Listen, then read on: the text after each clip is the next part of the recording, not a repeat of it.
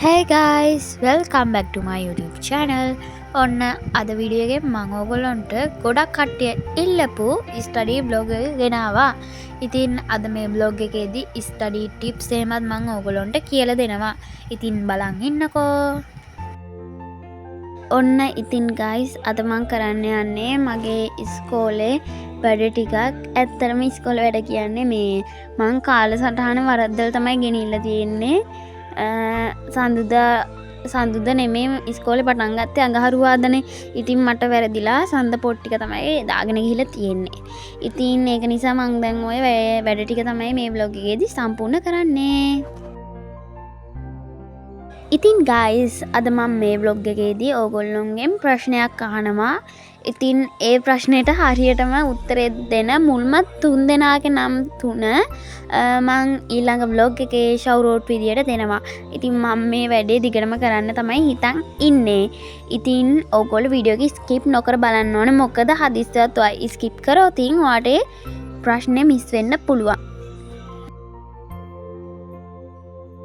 guys ඔයගොල්ලෝ මගේ channel එක තාම subscribe කරලා නැත්නම් දැන්ම මගේ channel එක subscribe කරලා like කරලා comment කරලා share කරලා මගේ channel එකත් එක්ක එකතු වෙන්න. ඉතින් guys ඔයගොල්ලෝ තාමත් මගේ WhatsApp channel එක follow කරලා නැත්නම් දැන්ම ගිහලා මගේ WhatsApp channel එකත් follow කරන්න. ඉතින් පහළ තියෙන description එකේ link එක තියෙනවා. ඉතින් මගේ දැන් WhatsApp channel එකේ followersලා 78 දෙනෙක් ඉන්නවා. ඉතින් followersලා 100ක් වුණාම මම spicy food challenge එකක් ගේනවා පුළුවන් වුණොත් මගේ යාළුවොත් එක්ක මම මේ vlog එක ගේනවා. ඉතින් බලන් ඉන්නකෝ ඉස්සරහට එහෙම ගේන්න පුළුවන්. ඉතින් ඕගොල්ලෝ මගේ channel එක follow කරලා තියාගන්න.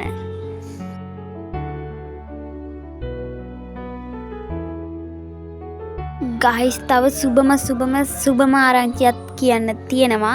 ඒ තමයි මගේ watch time 4000 සම්පූර්ණ වුණා.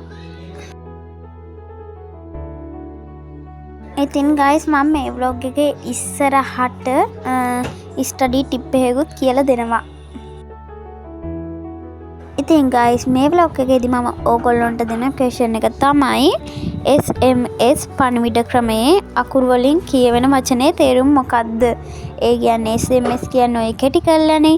ඉතින් SMS කියන වචනේ දිග ක්‍රමය ඕගොල්ලෝ පහලින් කමෙන්ට් කරන්න.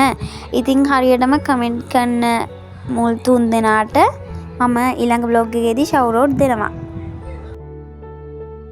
ඔන්න guys ඉතින් මේ vlog එකේදී මම ඕගොල්ලන්ට කියලා දෙන study tip එක තමයි ඕගොල්ලෝ පාඩම් කරන්න වෙලාවක් වෙන් කරගන්න ඕනේ. ඒ කියන්නේ උදාහරණයක් විදියට සඳුදා දවසේ ගත්තොත් ඔයාට 3 ඉඳන් 4 වෙනකම් පන්ති නැත්තම් ඔයාට පුළුවන් ඒ 3 ඉඳන් 4 වෙනකම් කාලය අතරතුර පාඩම් කරන්න වෙලාවක් වෙන් කරගන්න. හැබැයි ඒ මුළු අවුරුද්දෙම සඳුදට එතකොට ඔයාට 3-4 තමයි පාඩම් කරන්න ඕනේ. අමතර පන්තියක් වැටුනොත් ඇරෙන්න. ඉතින් සතිය දවස් 7ටම අන්න ඒ වගේ ඔයා වෙලාවක් වෙන් කරගත්තට පස්සේ ඔයාට පාඩම් කරගන්න මාරම ලේසි. ඒ වගේම තමයි ඔයා ඒකට හුරුත් වෙනවා. ඉතින් guys මං හිතනවා දැන් මේ vlog එක නිකන් වෙලාව හරි කියලා. මොකද හෙට ඉස්කෝලේ තියෙනවා. මට දැන් හිතා ගන්නත් ඕනේ. තව චූටි වැඩ ටිකක් තියෙනවා කරන්න. ඉතින් ඒ ටික මේක පෙන්වන්න විදියක් නැහැ. ස්ටෝරේජ් ෆුල් වෙලා. ඉතින් මම මේ vlog එක කරලා දැන් ඉවරයි. ඒක නිසා bye bye. ඊළඟ vlog එකේ ඉක්මනටම හම්බ වෙමු. මේ අමතක නොකර මගේ WhatsApp channel එකත් follow කරගන්න. මොකද WhatsApp channel එකේ followersලා 100 හැදුනට පස්සේ මම spice food challenge එකක් ගේනවා. ඉතින් දැන් ඉන්නවා 76ක්ද කොහෙ. ඉතින් 100 වුණ ගමන් මම අනිවාර්යෙන් spicy food challenge එකක් ගේනවා. එහෙනම් bye bye follow කරන්න.